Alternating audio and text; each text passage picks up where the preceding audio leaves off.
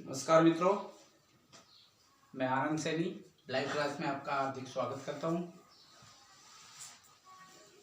बड़ी खुशी की बात है, मुझे भी बड़ी खुशी भी हो रही है कि आज से मैंने लाइव क्लास चालू कर दी है। और दोस्तों, ज्ञान का फायदा आप तक पहुंचाने का जो मेरा लक्ष्य है उसको मैं पूरा करने जा रहा हूं और वो शुभ घड़ी आ गई है कि मैंने आज से लाइव क्लास चालू कर दी है। आपको प्रत्येक जो भी टॉपिक पढ़ाया जाएगा दोस्तों, उसकी 0 से शुरुआत होगी और उसको एंड ऊपर तक 100% तक पहुंचाया जाएगा। अच्छा से अच्छा मिले, यही मेरी आपके लिए कोशिश होगी। इस बात का भी मुझे पूरा ध्यान रखना होगा कि स्टूडेंटों की पढ़ाई किसी भी तरह से जो कोरोना 2 के कारण जो बाधित हुई है, वो ऑफलाइन के स्थान पर ऑनलाइन में उसको फायदा मिल सके, यही मेरी कोशिश रहेगी। दोस्तों, थोड़ा सहयोग आपको भी करना होगा, तब जाके ही अपना आगे बढ़ सकते हैं। कहीं भी आपको अगर स्टडी में कमी लगे तो मुझे इस बात के बारे में अवगत कराना है आपको। और मैं फिर कह रहा हूँ कि मुझे बड़ा सौभाग्य है, बड़ी खुशी हो रही है कि आज मैं मेरे स्टूडेंटों के सामने लाइव आ रहा हूँ। दोस्तों, आज अपना जो टॉपिक रहेगा ये राजस्थान कल्चर का है। और राजस्थान कल्चर में अपन ने टॉपिक जो फर्स्ट लिया है वो है राजस्थान के लोक देवता। बड़ी समस्या स्टूडेंट के सामने ये रहती है कि टॉपिक के अंदर तक तो पहुंच जाते अपन, बड़ी बड़ी चीजें, डीपली चीजें सब जान पाते, लेकिन कई बार ऊपर की जो चीजें होती है वो हम नहीं पता लगा पाते, क्योंकि हमको इस तरह का माहौल मिल रहा है, इस तरह से वो हो रहा है कि भाई अब तो बस डीपली आती है चीजें। दोस्तों, कई बार ऐसा होता है कि ऊपर से चीजें आ जाती है और उसका उत्तर हमारे पास नहीं हो पाता। हालांकि गहराई से जो चीजें आती है वो हम बता देते हैं, लेकिन ऊपर से जो कॉमन चीजें आती है वो कई बार हम नहीं बता पाते। उसके पीछे रीजन यह है कि हमको बेसिक ज्ञान की कमी है। टीचरों द्वारा बेसिक ज्ञान कम देकर और डेप्थ में यानी गहराई में ले जाया जाता है। सबसे पहले अपन को इस बात का पता होना चाहिए कि लोक देवता किसे कहते हैं। दोस्तों, अगर लोगों ने जिनको देवता मान लिया हो वही क्या कहलाएगा? लोक देवता। अब लोगों ने चाहे आध्यात्मिकता की वजह से लगा लो, चाहे उसको आप नैतिकता की वजह से लगा लो, चाहे उसको आप गोरक्षा की वजह से लगा लो, कैसे भी लगा लो उसको, लेकिन लोगों ने उसको अपना देवता मान लिया हो, उसे क्या कहेंगे? लोक देवता। दोस्तों, लोक देवता की परिभाषा जानने के बाद हमको यह भी पता होना चाहिए कि हिंदुओं में ऐसे कौन कौन से लोक देवता है जिनकी सभी हिंदू पूजा करते हैं। तो इसका तो उत्तर एक ही होगा कि सारे लोक देवता ऐसे हैं जिनकी हिंदू पूजा करते हैं।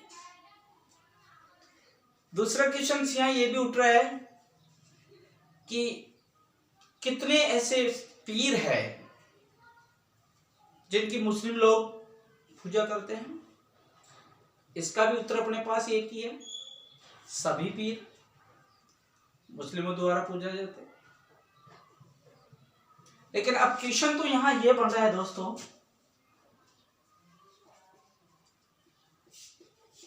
अपना क्वेश्चन ये बन रहा है कि हिंदुओं के ऐसे कौन कौन से लोक देवता है जिनकी पूजा मुस्लिम लोग भी करते हैं, लेकिन मुस्लिम उनको लोक देवता नहीं समझते हैं। मुस्लिम लोग उनकी पूजा पीरों के रूप में करते हैं। पीर, ठीक है। यानी कि हिंदुओं के ऐसे कितने लोक देवता है जिनको मुस्लिम लोग भी पीर के रूप में पूजते हैं। तो इसका जो दोस्तों अपने पास उत्तर है सीधा, वो यह है पंचपीर। क्या उत्तर होगा? पंचपीर। यानी हिंदुओं के 5 लोक देवता ऐसे हैं जिनकी मुसलमान भी पूजा करते हैं, और किस रूप में करते हैं? पंचपीर के रूप में। अब अपन को बेसिकली ज्ञान होना जरूरी है कि ये जो पंचपीर है वो कौन कौन से है। तो पंचपीर में देखो, ट्रिक से बता देता हूं मैं थोड़ा। मेरा पाबू गोरा है, मेरा पाबू गोरा। मेहा जी, दूसरा है रामदेव जी, तीसरा है पाबू जी, चौथा है गोगा जी, और पांचवा है हड़बू जी। मतलब ये जो पंच पीर है ये लोक देवता भी है, लेकिन बस यही अंतर है कि हिंदुओं के लोक देवता है ये, और इनको मुस्लिम लोग हैं जो पीर के रूप में पूजते हैं, बस। ठीक है दोस्तों, अब अपन को एक एक के बारे में थोड़ी चर्चा करनी है। तो सबसे पहले मैं आज चर्चा कर लेता हूं रामदेव जी।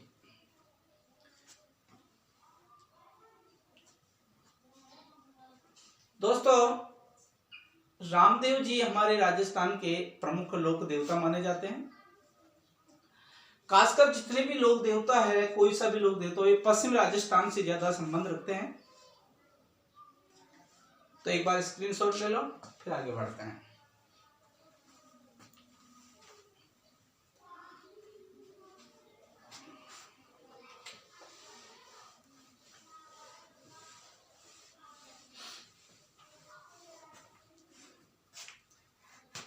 मेरे पास बीच बीच में कई स्टूडेंटों के भी कॉल आते हैं, साहब आप इतना अच्छा पढ़ाते हो लेकिन आप लाइव पढ़ाओ। मैंने उनसे भी यही कहा था कि दोस्तों वक्त पे सब कुछ हो जाएगा, आप तो धैर्य रखो, साथ रखो, कांटेक्ट बनाए रखो, ऐसी कोई बात नहीं। वो सपना आज से काफ़ी दिनों बाद पूरा होने जा रहा है। बस आप लोगों का प्यार बना रहेगा तो बहुत अच्छी खुशी बात रहेगी। दोस्तों, रामदेव जी, वास्तव में रामदेव जी ये तंवर समुदाय से संबंध रखते हैं। दोस्तों, अगर रामदेव जी के वंशज की बात करूं तो ये अर्जुन के वंशज माने जाते हैं। दोस्तों, अगर अवतार की बात करें तो ये भगवान कृष्ण के अवतार माने जाते हैं। उपनाम की बात करें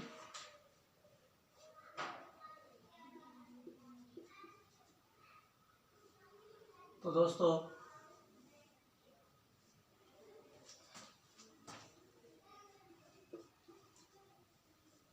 रामसा पीर, जो मुस्लिम लोग इनको मानते हैं, आज भी रामसा पीर के नाम से मानते हैं।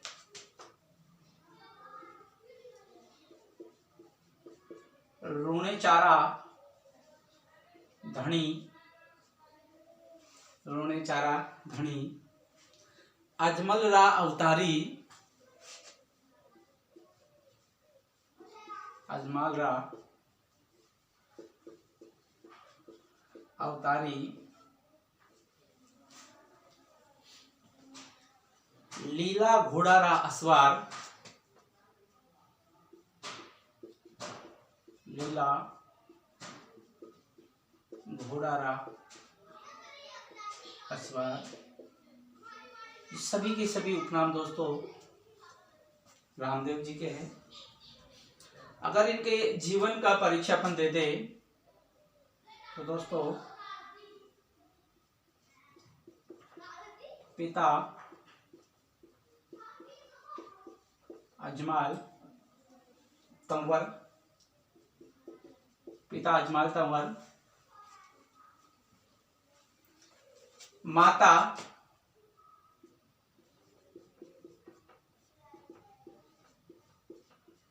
मैणा दे,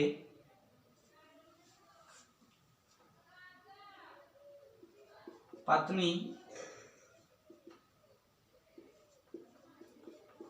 नैतल दे,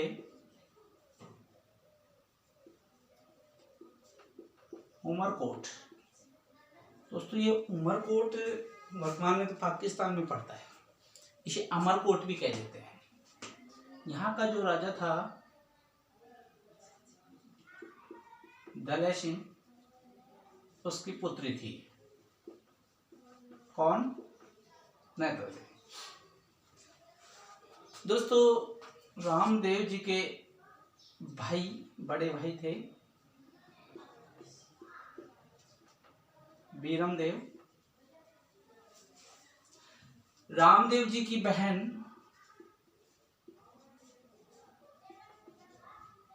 सुगना, रामदेव जी की बहन सुगना। रामदेव जी के घोड़े का नाम था लीला। और रामदेव जी के जो गुरु थे वो थे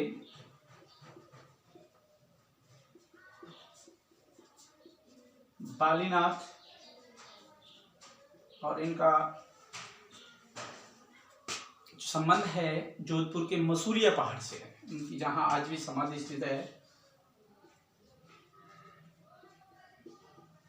मसूरिया पहाड़।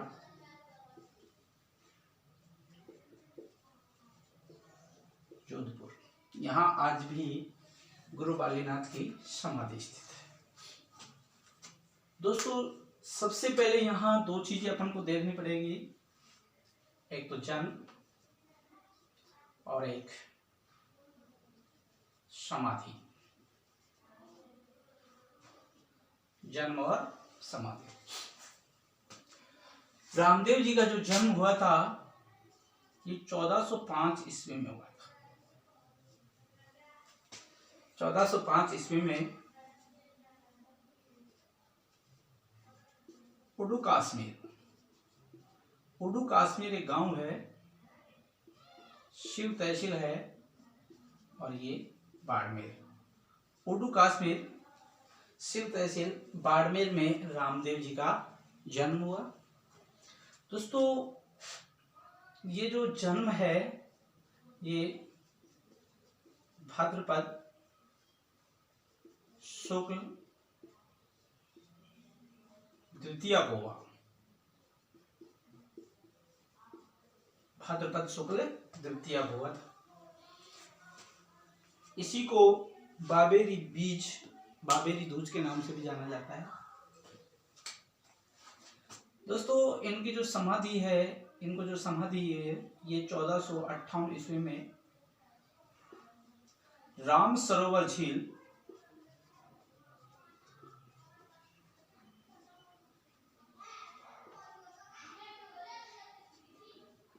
रूणेचा जैसलमेर, वहां पर दोस्तों इन्होंने जीवित समाधि ली थी। रामदेव जी ने रूणेचा राम सरोवर झील में यहाँ जीवित समाधि ली थी।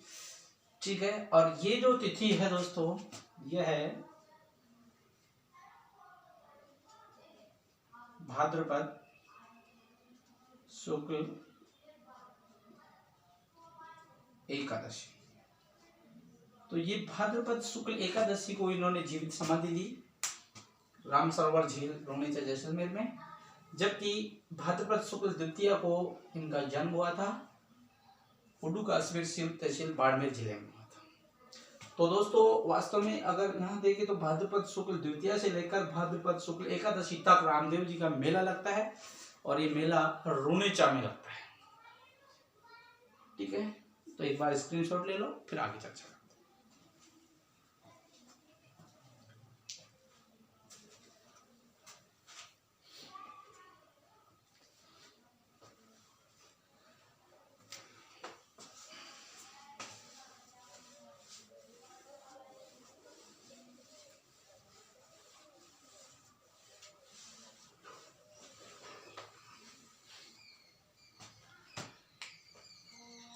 तो दोस्तों यहाँ अगर अपन यहाँ रामदेव जी के और बारे में देखें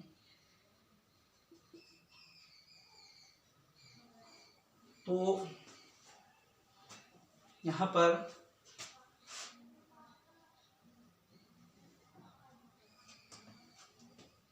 एक गांव था सातलमेर। सातलमेर नाम का एक गांव है, ठीक है। और दोस्तों इस सातलमेर की स्थापना जो की थी ये राव जोधा के पुत्र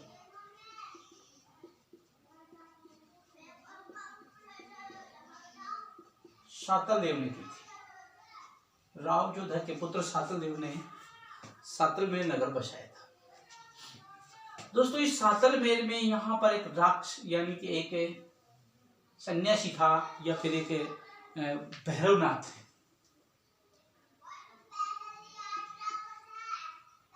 भैरवनाथ नाम का एक राक्षस था।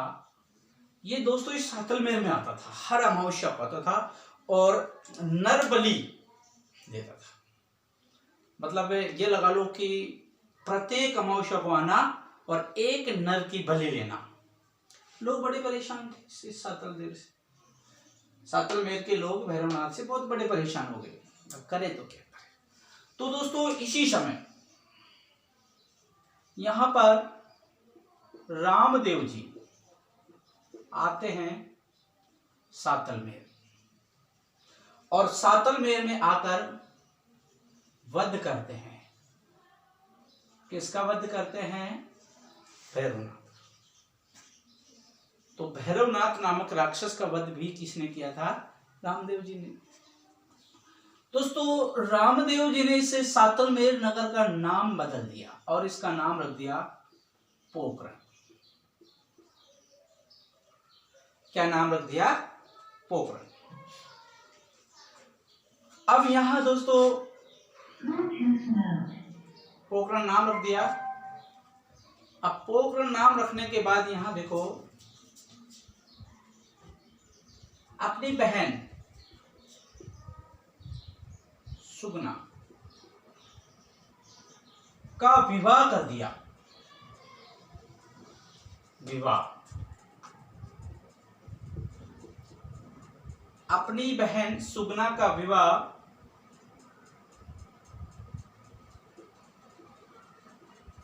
पुंगलगढ़ गांव में किया। कौन से गांव में किया? पुंगलगढ़ गांव में। दोस्तों ये पुंगलगढ़ गांव है, ये बीकानेर में। कहां है? बीकानेर।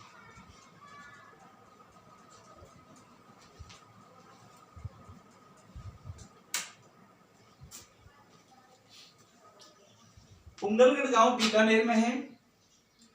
और दोस्तों यहां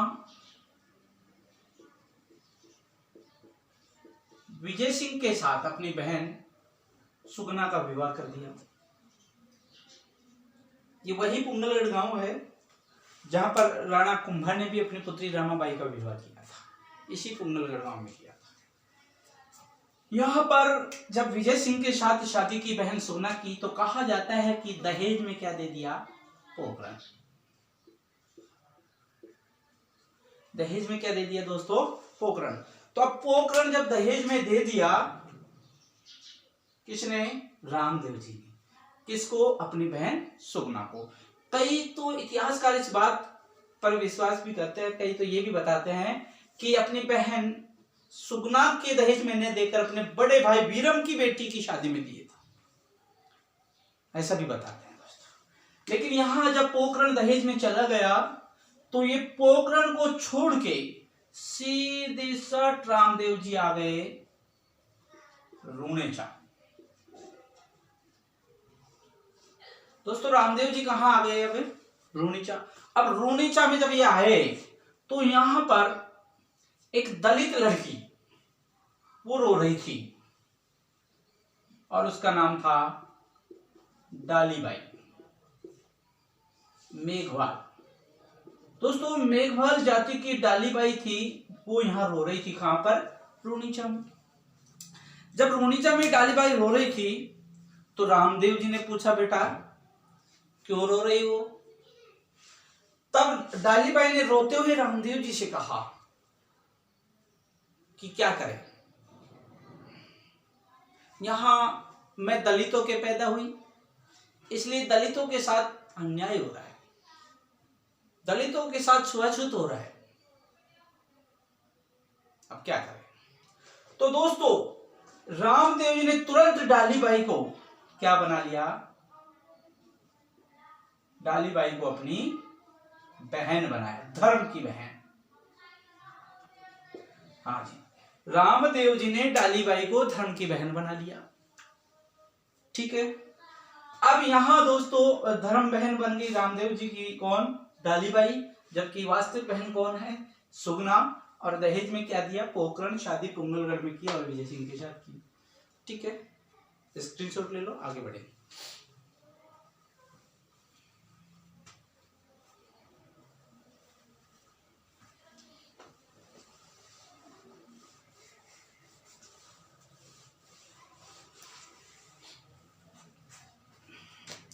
अब यहां पर देखो, रामदेव जी ने एक तो पंथ चलाया,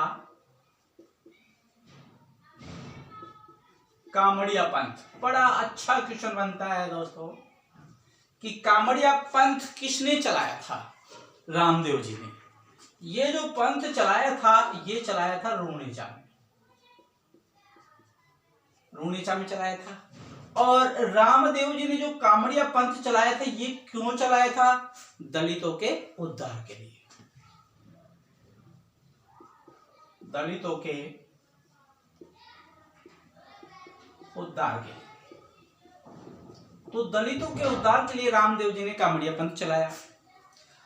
दोस्तों, कामड़िया पंथ की बात करें तो यहां जो रामदेव जी की एक शिष्या थी,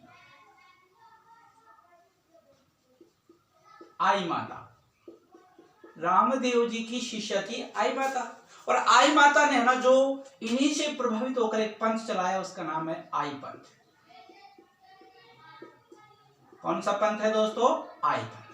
ये जो आई माता का संबंध है, ये बिलाड़ा जोधपुर से है, और इन्होंने रामदेव जी से प्रभावित होकर ही आई पंथ चलाया था।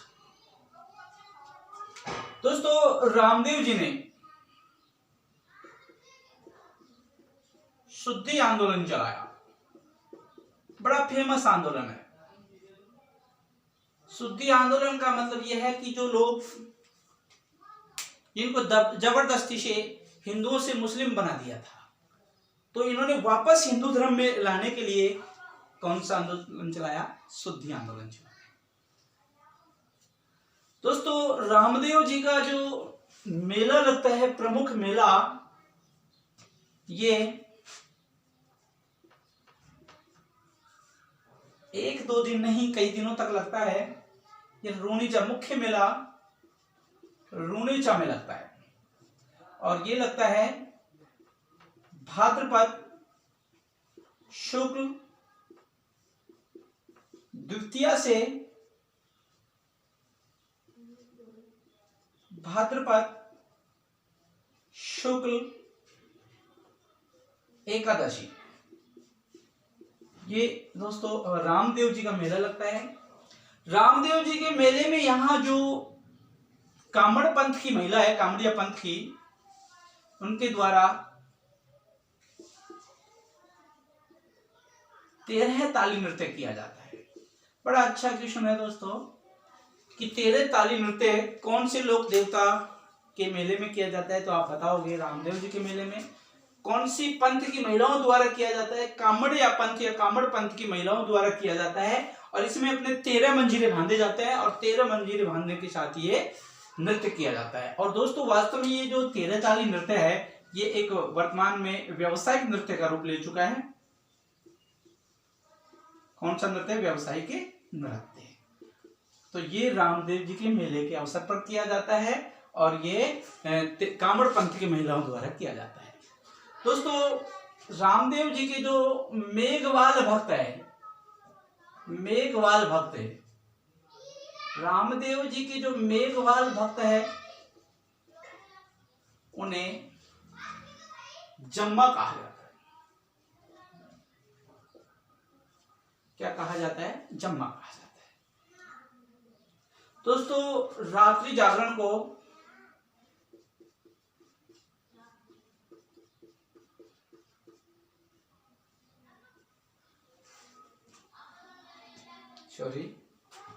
मेघवाल भक्तों को लिखिए आप, और जो रात्रि जागरण ने जम्मा कहा जाता है।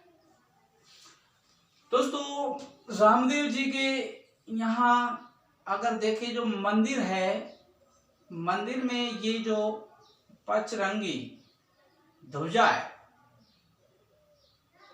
उसे नेजा कहा जाता है।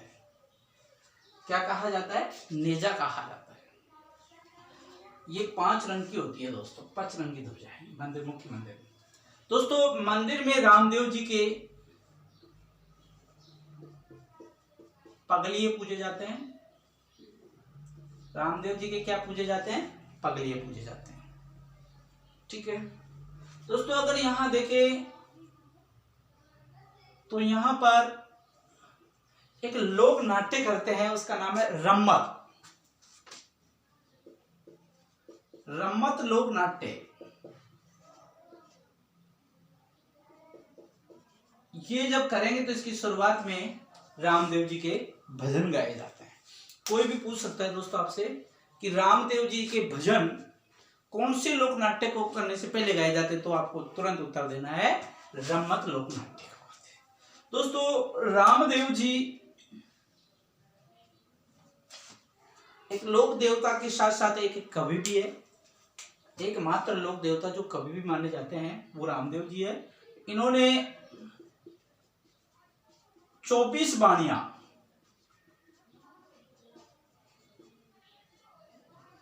ग्रंथ लिखा। तो 24 वाणियां ग्रंथ जो लिखा था है दोस्तों, ये किन्होंने लिखा था?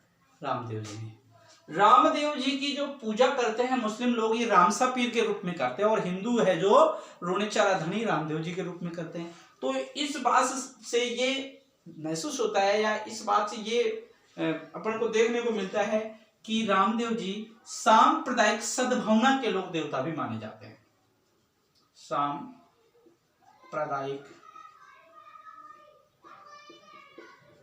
लोक देवता। सांप्रदायिक लोक देवता मतलब सांप्रदायिक सद्भावना, सांप्रदायिक सद्भावना के लोक देवता भी माने जाते हैं। कौन है? रामदेव जी। रामदेव जी ने दोस्तों यहां पर जो मक्का मदीना से जो पंच पीर आए थे उनको चमत्कार दिखाया था। मक्का मदीना से आए पंच पीरों को चमत्कार दिखाया था, और यहां इन पंच पीरों ने ही कहा था कि मैं तो पंच पीर है पर तुम तो पीरों के भी पीर है। तो ऐसा बड़ा क्वेश्चन उठेगा कि पीरों के पीर किसे कहा जाता है? तो पीरों के पीर भी रामदेव जी है। अब क्वेश्चन ये आ जाए कि पीरों के पीर किसने कहा, तो आपको उत्तर देना है कि मक्का मदीना से आए 5 साधुओं ने रामदेव जी को पीरों के पीर कहा। एक बार स्क्रीनशॉट ले लो, आगे चर्चा करते हैं।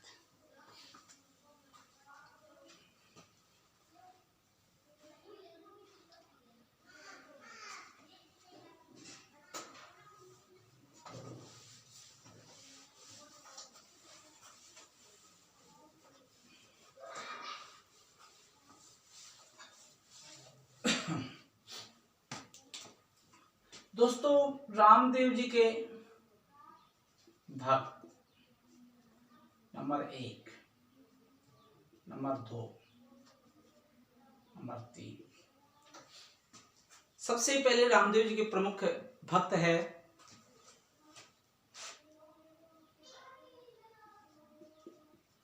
रत्ना।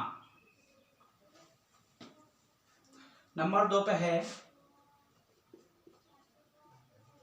लक्की बंजारा, और तीसरा है हरजी भाटी। ये दोस्तों रामदेव जी के प्रमुख भक्त है। दोस्तों रामदेव जी के प्रमुख मंदिर की बात करें तो इनके एक मंदिर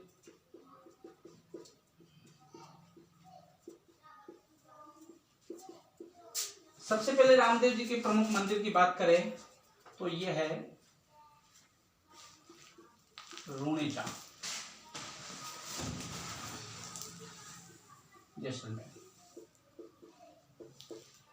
ये रूणेचा जैसलमेर में जो मंदिर है ये दोस्तों राम सरोवर झील के निकट है और यहाँ पर डालीबाई की समाधि भी है। माना जाता है कि डालीबाई ने रामदेव जी की जो समाधि है उससे एक दिन पहले जीवित समाधि ली थी यहाँ पर, इसीलिए आज भी डालीबाई की समाधि और रामदेव जी की समाधि एक जगह बनी हुई है।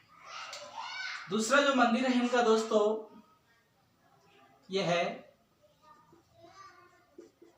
मसूरिया पहाड़, ये जोधपुर में है। ये मसूरिया पहाड़ है दोस्तों, रामदेव जी के गुरु बालीनाथ जी की समाधि स्थल भी है और आज भी यहाँ इनका मेला लगता है।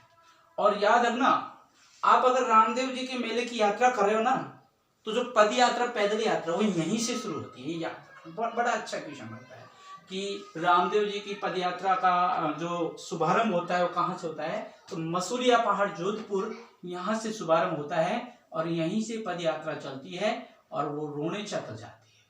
ठीक है, तो ये भी आपका एक अच्छा क्वेश्चन बन गया। दोस्तों तीसरा जो मंदिर है इनका प्रमुख मंदिर है वो है खुंडियास गांव, ये दोस्तों अजमेर में, खुंडियास अजमेर। चौथा है इनका प्रमुख मंदिर बिराठिया, बिराठिया पाली, बिराठी। तो ये राजस्थान में है 4 मंदिर, रूणेचा जैसलमेर, मसूरिया पहाड़ जोधपुर, खुंडियास अजमेर और बिराठिया पाली। दोस्तों जो छोटा रामदेव जी है, छोटा रामदेव जी, इनका जो मंदिर है वो गुजरात में है। तो आपसे क्वेश्चन पूछा जाए कि छोटा रामदेव जी का मंदिर कहाँ है तो आपको उत्तर देना है गुजरात। लेकिन अगर क्वेश्चन घुमाते हो कि राजस्थान में रामदेव जी का सबसे छोटा मंदिर कौन सा है तो उसका उत्तर आपको खुंडियास अजमेर देना पड़ेगा। तो वैसे छोटा रामदेव जी गुजरात में है, लेकिन राजस्थान में रामदेव जी का सबसे छोटा मंदिर है, यह है खुंडियास अजमेर में। रामदेव जी का प्रमुख जो मेला लगता है वो कहाँ लगता है, रूणेचा जैसलमेर में। कब से कब तक लगता है ये भी मैंने अभी आपको बताया था, भाद्रपद शुक्ल द्वितीया से लेकर भाद्रपद शुक्ल एकादशी तक। दोस्तों यहां रामदेव जी की फड़ की बात आती है, फड़। तो रामदेव जी की फड़ का जो चित्रण किया जाता है ये दोस्तों कामड़ जाति के भोपो द्वारा किया जाता है। कामड़ जाति के भोपो द्वारा रामदेव जी की फड़ का वाचन किया जाता है। ठीक है दोस्तों,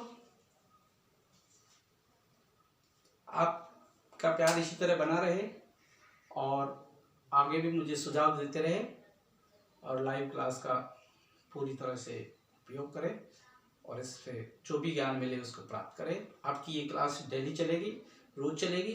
प्रत्येक टॉपिक को 0 से उठा के और लास्ट तक पहुंचाया जाएगा। Thank you.